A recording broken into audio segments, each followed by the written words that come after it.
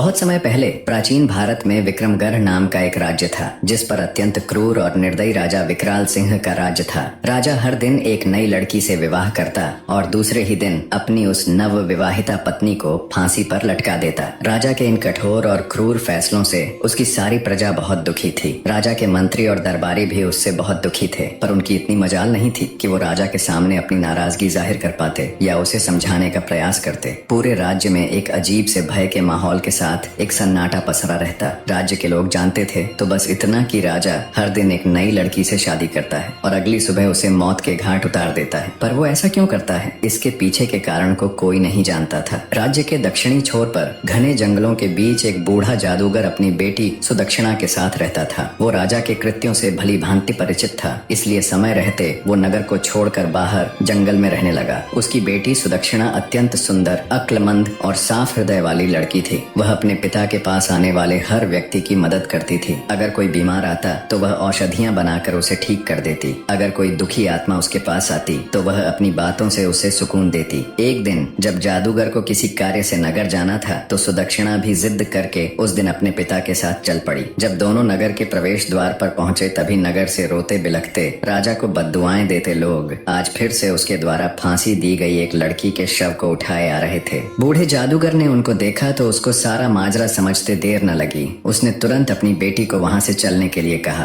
पर सुदक्षिणा ने जब उन रोते बिलखते लोगों को देखा तो उसका हृदय द्रवित हो उठा। वो बोली, नहीं पिताजी, पहले मुझे ये जानना है कि ये लोग क्यों इतने दुखी हैं और क्यों ये राजा को भला बुरा कह रहे हैं। जादूगर के बहुत समझाने पर भी वो वहां से नहीं गई। कुछ लोगों से जब उसने इसका कारण पूछा तो लोगों ने उसे एक बार के लिए अजीब निगाह से देखा और बोले, क्या तुम्हें कुछ नहीं पता। सुदक्षिणा के मना करने पर उन लोगों ने अपनी पूरी पीड़ा भरी दास्तान उसके सामने कह सुनाई। सारी बात सुन सुदक्षिणा एकदम सन्न रह गई। कुछ देर बाद वो अपने होश संभाल अपने पिता से बोली, पिताजी, मैं राजा के साथ विवाह करना चाहती हूँ। बेटी के मुख से ये बात सुन जादूगर सकते में आ गया और बोला, बेटी, क्या तुम पागल हो गई हो जो ऐसी बात कह रही हो। तुमने अभी सुना ना कि राजा दूसरे ही दिन अपनी पत्नी की हत्या करवा देता है। सुदक्षिणा बोली, पिताजी, मुझे अच्छे से पता है मैं क्या कह रही हूँ। आप तो बस मुझे राजा के पास जाने की इजाजत दीजिए। अगर मैं अपनी बुद्धि, करुणा और सत्य के बल पर एक निर्दयी व्यक्ति को बदल सकती हूँ तो यह मेरे जीवन की सबसे बड़ी उपलब्धि होगी।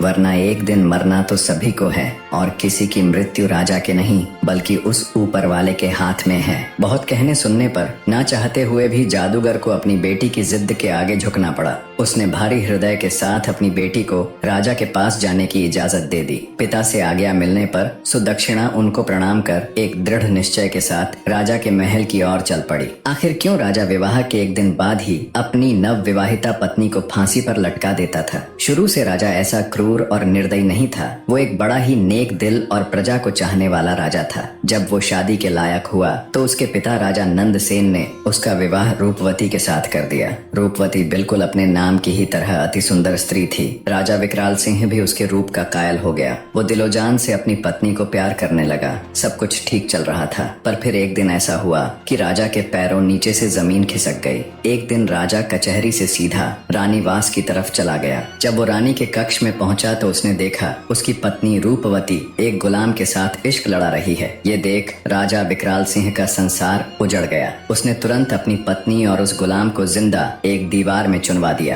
रानी रूपवती की मृत्यु उपरांत राजा एक गुमनामी के समुंदर में डूबता चला गया। उसने सबसे मिलना जुलना बंद कर दिया, कचहरी दरबार जाना छोड़ दिया। बस एक अंधेरे कमरे में ही खुद को बंद रखने लगा। राजा जब भी आंखें बंद करता उसे अपनी पत्नी और गुलाम का वो दृश्य याद आता। समय बीता पर वो दृश्य राजा भूल नहीं पा रहा था। बस वहीं से राजा के अंदर एक राक्षस ने जन्म ले लिया और वो प्रतिशोध की अग्नि में जलने लगा। राजा ने मंजे हुए चित्रकारों को बुलाकर रानी संग गुलाम का वो दृश्य ज्यों का त्यों बनवा लिया और उस तस्वीर को अपने शयन कक्ष में टंगवा दिया। अपनी पत्नी की बेवफाई से राजा इस कदर आहत हुआ कि उसे अब पूरी औरत जात ही बेवफा लगने लगी। उसके दिल में औरतों के प्रति ये नफरत की आग कभी कम न हो, इसलिए उसने उस पल की वो तस्वीर बनवा कर अपने कमरे में लगवा ली। क्रोधाग्नि में अंधे राजा ने फैसला किया कि वो हर दिन एक नई स्त्री से विवाह करेगा और अगले दिन उसको मौत के घाट उतरवा देगा। शुरू में राजा के इस दर्दनाक फैसले फैसले को लेकर मंत्रियों ने उसे बहुत समझाया, पर राजा ने किसी की नहीं सुनी। तब से लेकर अब तक राजा निर्दयता और क्रूरता से भरा जीवन जी रहा था। इधर जादूगर की लड़की सुदक्षिणा भी राजा के महल पहुंच गई। उसने महल के पहरेदारों से कहा कि उसे राजा से मिलना है, वो उनकी पत्नी बनना चाहती है। ये सुन पहरेदारों ने उसे अजीब निगाह से घूरा और चुपचाप उसका संदेश राजा तक पहुंचा दिया। राजा भी चक्कर में पड़ गया कि ऐसी कौन पागल लड़की है जो खुद मृत्यु को गले लगाना चाहती है। उसने सेवकों को उसे तुरंत उसके पास लाने का आदेश दिया। सिपाहियों के साथ आती सुदक्षिणा को राजा ने देखा तो वो उसे देखता ही रह गया। उसने आज तक इतनी मासूम और सुंदर स्त्री नहीं देखी थी। उसको देख राजा के चेहरे पर खुशी की मुस्कान आ गई, पर जल्दी ही वो फिर से मायूस हो गया। राजा ने सुदक्षिणा से पूछा, ए लड़की, क्या सोचकर तुम यहाँ आई हो? क्या तुम्हें पता नहीं कि मुझसे शादी करने का मतलब मौत को गले लगाना है? सुदक्षिणा दृढ़ निश्चय के साथ राजा की आंखों में देखती हुई बोली, हे राजा, मुझे आपके बारे में सब मालूम है। सब कुछ जानकर ही आपसे शादी करने का फैसला किया है। राजा विकराल हैरान होते हुए बोला, ठीक है, अगर तुम सब जानती हो और तुम्हारा यही फैसला है तो मुझे कोई एतराज नहीं। शादी की तैयारी करो, हम कल ही तुमसे विवाह करेंगे। राजा और जादूगर की लड़की का विवाह हो जाता है। जादूगर की लड़की सुदक्षिणा एक रानी और राजा की पत्नी बन जाती है। रात में सुदक्षिणा 16 श्रृंगार कर सुहाग सेज पर बैठकर राजा का इंतजार करती हैं। जब राजा विकराल सिंह अपने कमरे में आया और दुल्हन के रूप में सजी हुई जादूगर की लड़की को देखा तो वो उसकी खूबसूरती का कायल हो जाता है। पर तभी उसका ध्यान दीवार पर लगी उसकी पत्नी की तस्वीर की तरफ चला गया। उसको देखते ही राजा गुस्से में तमतमा गया। उसकी सभी यादें ताजा हो गईं। राजा को औरतों की बेवफाई याद आ जाती है, पर राजा के दिल के एक कोने में सुदक्षिणा के साहस, उसकी सादगी और रूप को देखते हुए उसके लिए एक अलग ही जगह या कहे इज्जत बन गई थी। राजा ने गुस्से से सुदक्षिणा से कहा, तुमने यह बेवकूफी वाली हरकत क्यों की? ये जानते हुए भी कि कल सुबह तुम्हें हम कत्ल करवा देंगे। नवविवाहिता रानी बड़े ही शिष्टाचार और आदर के साथ बोली, मेरे स्वामी, ये फैसला तो उस ऊपर वाले ने किया है और उसका फैसला मुझे हर हाल में मंजूर है। राजा बोला, सुबह तुम्हारे साथ क्या होगा ये जानते हुए भी? रानी सुदक्षिणा बोली, महाराज, मैं अच्छी तरह जानती हूँ कि सुबह होते ही आप मुझे मरवा देंगे, लेकिन उससे पहले मेरे पास आज की पूरी रात है और मोहब्बत की खुशी को लंबाई से नहीं नापा जाता बल्कि उसकी गहराई देखी जाती है। राजा बोला, तुम्हारी इन दिल फरेब बातों का मेरे ऊपर कोई असर नहीं पड़ने वाला। रानी सुदक्षिणा बड़े स्नेह और मर्यादा के साथ बोली, हे स्वामी, मैं एक रात के लिए ही सही पर आपकी पत्नी तो हूँ। इस नाते इस रात पर मेरा पूरा हक है। सुबह जो आपको करना है आप कर लीजिए। बोली, महाराज, पर अभी के लिए अपने इस गुस्से को त्याग दीजिए और थोड़े शांत हो जाएं। रानी सुदक्षिणा की बात सुन राजा का क्रोध ठंडा पड़ जाता है और वो आराम से कमरे में रखी एक कुर्सी पर बैठ जाता है। रानी सुदक्षिणा बोली, महाराज, आज की रात आपका दिल बहलाने के लिए मैं आपको क्या सुनाऊं? कोई किस्सा सुनाऊं, कोई शेर और शायरी सुनाऊं या फिर कोई गाना सुनाऊं? राजा बोला, तुम मेरी एक रात की पत्नी हो और इस रात पर तुम्हारा पूरा हक है। चलो तुम कोई किस्सा सुना दो। रानी बड़े अदब से राजा को जी महाराज कह एक किस्सा सुनाना शुरू कर देती है। एक व्यापारी था, उसकी बीवी, एक जवान बेटी और 2 छोटे बेटे थे। बेटी जवान होने के कारण व्यापारी को दिन रात उसके विवाह की चिंता खाई जाती। वो पैसे जोड़कर धूमधाम से अपनी बेटी का विवाह करना चाहता था। एक बार उसे व्यापार के लिए परदेश जाना था। सफर लंबा था। वह अपने घर वालों से कुछ दिन में आने की कह चला जाता है। जाते हुए उसकी बेटी उसे खजूर देती है और कहती है, बाबा, सफर लंबा है, भूख लगे तो रास्ते में खा लेना। बेटी के दिए खजूर को लेकर व्यापारी परदेश के लिए निकल पड़ता है। लंबा रास्ता और तेज धूप के कारण वो चलते चलते थक जाता है। तभी उसे रास्ते में एक कुआं नजर आता है। सोचा क्यों न थोड़ी देर यहीं सुस्ता लूं, आराम से बैठकर खजूर खा लूंगा और शीतल जल ग्रहण कर लूंगा, फिर आराम से परदेश के लिए निकलूंगा। इसी सोच के साथ वो कुएं के किनारे बैठकर आराम से खजूर खाने लग जाता है। खजूर खाते खाते उसके हाथ से एक खजूर कुएं में गिर जाता है। खजूर जैसे ही पानी में गिरता है, कुएं का बिल्कुल साफ और निर्मल पानी एकदम से खून में बदल जाता है और तभी कुएं के अंदर से गुस्से से भरा एक दैत्य निकल कर आता है। राक्षस की आंखें लाल थीं और उसके हाथों में धार धार तलवार थी। ये सब देख व्यापारी की सिट्टी पिट्टी गुम हो जाती है। मारे भय के वो थर थर कांपने लगता है। दैत्य गुस्से से उस व्यापारी से कहता है, मैं तुम्हें छोड़ूंगा नहीं, अपनी तलवार से तुम्हारे टुकड़े टुकड़े कर दूंगा। व्यापारी पहले ही डरा हुआ था। ये बात सुन वो भय से कांपने लग जाता है और कहता है, हे दैत्य, मैंने तुम्हारा क्या बिगाड़ा है? तुम मुझे क्यों मारना चाहते हो? दैत्य बोला, ए आदमजात, तुमने जो खजूर कुएं में फेंका वो मेरे मासूम बच्चे की हलक में जाकर फंस गया, जिससे उसकी मृत्यु हो गई। व्यापारी बोला, माफ करे दैत्यराज, मुझे आपका बेटा कहीं नजर नहीं आया और वो खजूर मुझसे गलती से कुएं में गिर गया। दानव गुस्से से बोला, हम राक्षस तुम आदमियों को नजर नहीं आते, तुम्हें खजूर खाते हुए एहतियात बरतनी चाहिए थी। अब तुम्हारी मृत्यु निश्चित है, नादानी में हो या जानबूझकर, गुनाह तो गुनाह होता है। अब मैं तुम्हारे टुकड़े कर अपने बेटे की मृत्यु का बदला लूंगा, खून के बदले खून, यही इंसाफ है। आखिर व्यापारी बेचारा मजबूर होकर बोला, हे राक्षस राज, अगर मुझे मारने से तेरा बदला पूरा हो जाएगा तो मुझे मंजूर है, पर मेरी एक शर्त है। राक्षस बोला, कैसी शर्त? व्यापारी भारी हृदय के साथ बोला, मेरे ऊपर अभी बहुत सी जिम्मेदारियां हैं। मैंने लोगों से कर्ज ले रखा है, वो कर्ज अदा करना है और अपनी जवान बेटी की शादी करनी है। एक बार ये जिम्मेदारियां पूरी कर दूं, उसके बाद मैं खुद तुम्हारे पास आ जाऊंगा,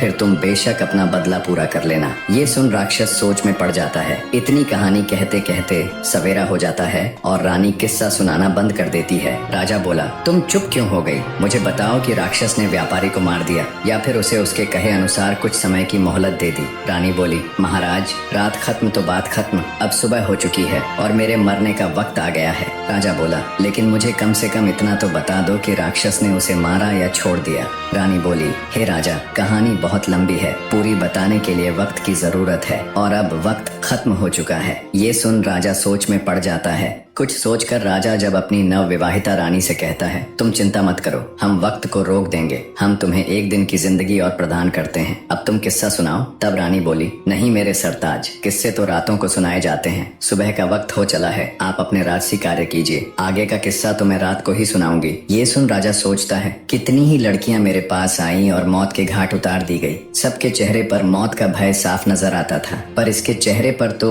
भय नाम की कोई चीज ही नहीं है। खैर, इसका किस्सा मुझे बहुत दिलचस्प लगा है, इसलिए इसकी जान सिर्फ आज के लिए बख्श दी, कल इसका भी वही हाल होगा। राजा वहाँ से चला जाता है और अपने दिन भर के राजसी कार्यों में व्यस्त हो जाता है। इधर रानी हाथ जोड़ उस ऊपर वाले से प्रार्थना करती है, हे मालिक, हे परमेश्वर, मेरे पति को सद्बुद्धि देना, उसके इन पाप कृत्य को क्षमा करना और उसे सही रास्ता दिखाना प्रभु। शाम का वक्त हो जाता है। राजा बेसब्री के साथ कमरे में आता है और कहता है, रानी अब जल्दी से किस्सा सुनाना शुरू कीजिए। राजा की बेसब्री देख रानी कहती है, थोड़ा सब्र रखो महाराज, मैं आपके लिए खाना लगा देती हूँ, पहले भोजन ग्रहण कर लीजिए, फिर मैं आगे का किस्सा सुनाना प्रारंभ कर दूंगी। और राजा को खाना परोस देती है। राजा बोला, ये तो नौकरों के काम है, तुम ये क्यों कर रही हो? रानी बड़े प्यार से बोली, नहीं मेरे स्वामी, यह एक पत्नी का कर्तव्य होता है कि वो अपने पति का ख्याल रखे। राजा बोला, तुम्हें कौन सा मेरे साथ पूरा जीवन व्यतीत करना है, और वैसे भी आज की रात के बाद तो ये काम नौकरों ने ही करने हैं। रानी बोली,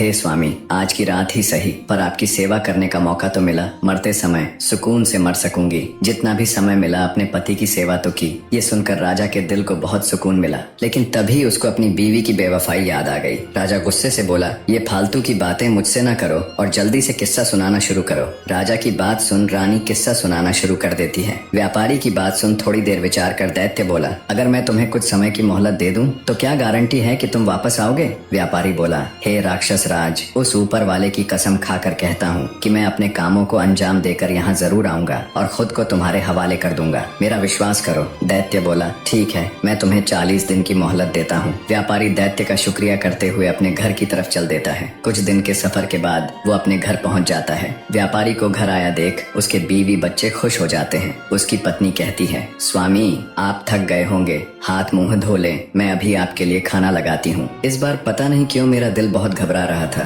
शुक्र है उस ऊपर वाले का, आप सही सलामत घर आ गए। बीवी के मुख से ये बातें सुन अंदर ही अंदर व्यापारी का हृदय पीड़ा से तड़प उठा। सोचा, जब हमेशा के लिए जाऊंगा तो मेरे बीवी बच्चों का क्या होगा। व्यापारी ने कागज के अंदर अपनी जिंदगी के बचे हुए दिन लिखे होते हैं। धीरे धीरे समय निकलता जा रहा था और व्यापारी के जिंदगी के दिन भी। उसने अपनी बेटी के लिए योग्य रिश्ता देख उसकी शादी कर उसे विदा कर दिया। खुशी के साथ साथ व्यापारी अंदर से दुखी भी था, क्योंकि आज उसकी अंतिम रात थी। कल का दिन तुम्हारा आखिरी दिन है, कल वो दैत्य तुम्हारे टुकड़े टुकड़े कर देगा। व्यापारी बिस्तर में पड़ा पड़ा यही सब सोच रहा था। नींद उसकी आंखों से कोसों दूर थी। उसे रह रहकर ये बात खाए जा रही थी कि उसके मरने के बाद उसकी बीवी और बच्चों का क्या होगा। दुखी हृदय के साथ व्यापारी उठकर बैठ जाता है और सिसक सिसक कर रोने लगता है। उसके रोने की आवाज सुन उसकी पत्नी भी उठ जाती है। व्यापारी को ऐसे रोता देख वो घबराकर उससे पूछती है, क्या हुआ स्वामी, आप रो क्यों रहे हो? व्यापारी पहले तो बात को टालने की कोशिश करता है, पर जब उसकी पत्नी ने ज्यादा जोर देकर पूछा तो वो टूट जाता है और सारा किस्सा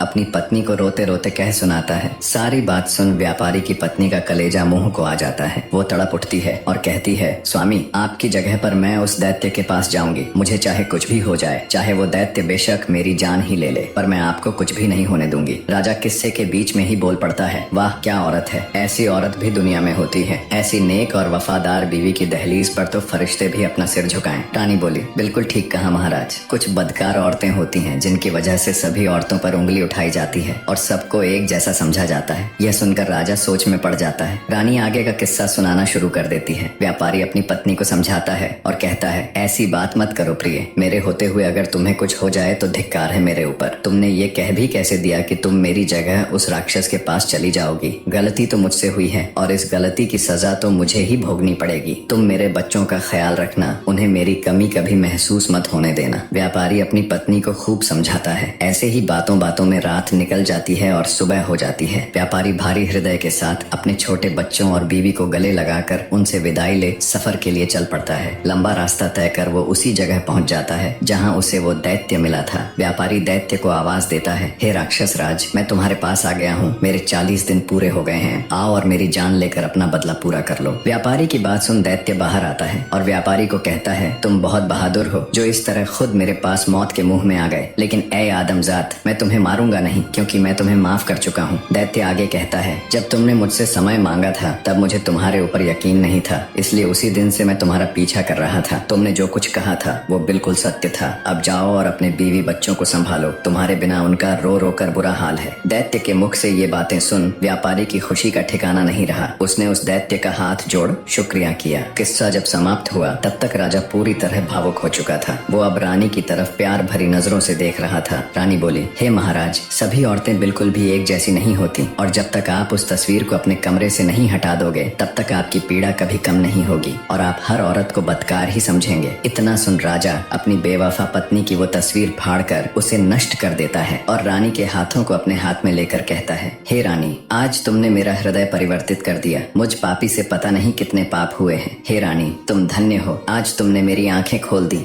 रानी बोली, हे महाराज, आप मुझे मारना चाहे तो बेशक मार दें, लेकिन मेरी एक शर्त है कि आप मुझे सिपाहियों के हाथों से नहीं बल्कि खुद अपने हाथों से मारें। मुझे यह बिल्कुल भी गवारा नहीं कि मुझे कोई सिपाही हाथ लगाए। आपके हाथों से मरूंगी तो मेरी रूह को सुकून मिलेगा। राजा बोला, नहीं मेरी रानी, मैं तुम्हें कुछ नहीं करूंगा। मेरा खोखला भ्रम तोड़कर एक जिल्लत भरी जिंदगी से बाहर निकालने वाली देवी हो तुम। हे मेरी प्रिय, मैं हमेशा तुम्हें अपनी पलकों पर बिठा कर रखूंगा। जो और जितना पाप मैंने किया है, शायद उसके लिए वो ऊपर वाला मुझे कदापि माफ न करे, पर बची हुई जिंदगी में मैं सिर्फ खुशियां बांटना चाहता हूँ अपनी प्रजा और तुम्हारे साथ। उधर जब जादूगर को ये बात पता चली कि उसकी बेटी बिल्कुल सही सलामत ही नहीं बल्कि राजा की आंख खोलने वाली उसकी चहेती रानी बन गई है और राजा अब एक नेक इंसान बन गया है, तो उसकी भी खुशी का कोई ठिकाना नहीं रहा। राजा विकराल सिंह रानी सुदक्षिणा के साथ एक हंसी खुशी जीवन व्यतीत करता है। निष्कर्ष, व्यापारी ने अपनी गलती की सजा स्वीकार की,